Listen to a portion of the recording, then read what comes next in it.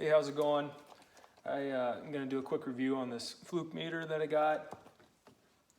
It's my personal bag. This is a Fluke 324. This should cover just about everything I'm going to need it for. Do commercial, industrial, HVACR. And this is good too, just to have around the house to do, various projects, troubleshooting, all that. So just a quick run through of what came with it. Obviously I got the Fluke case, the meter leads, some lead covers, and the temp probe. So really quick, what I can do is I can give a quick demonstration. These leads undone. We can check voltage on this outlet. We can also check capacitance, so this capacitor here. We can plug in our temperature probe, view that quickly. Let's see, get the leads in.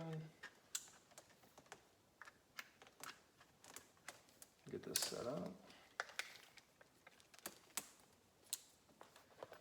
So put this to where you can see it. There we go. Come over here and check this outlet. And we're reading 120. As you can tell, it's instant.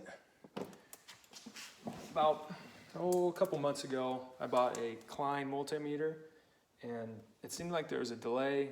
Everything I did with it, it seemed like there was a delay. I just didn't care for the layout. I've been using a Fluke meter. It's a 325 is the one I use at work, but I never use the Hertz setting on it, so it's kind of pointless, honestly, for me to buy it, because the 5 years I've used that meter, never used it once. So we checked voltage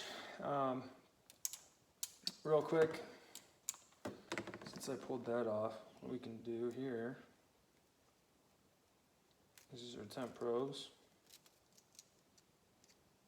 Open this up. What we'll do is we'll take a quick reading.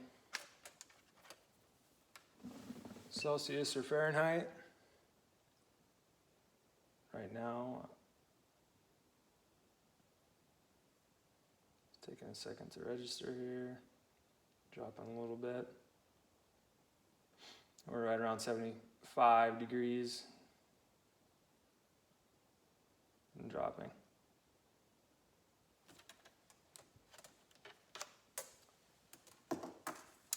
Now, I'll show you the ohm setting.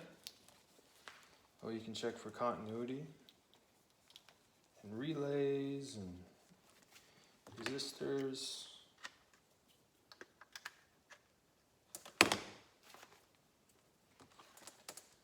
So one thing I always do before I check for power is I check for continuity.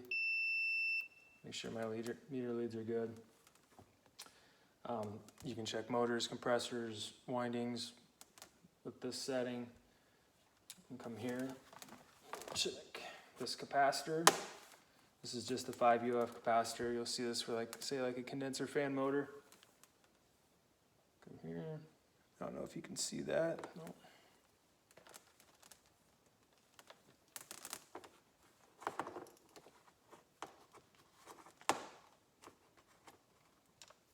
Check across my two terminals.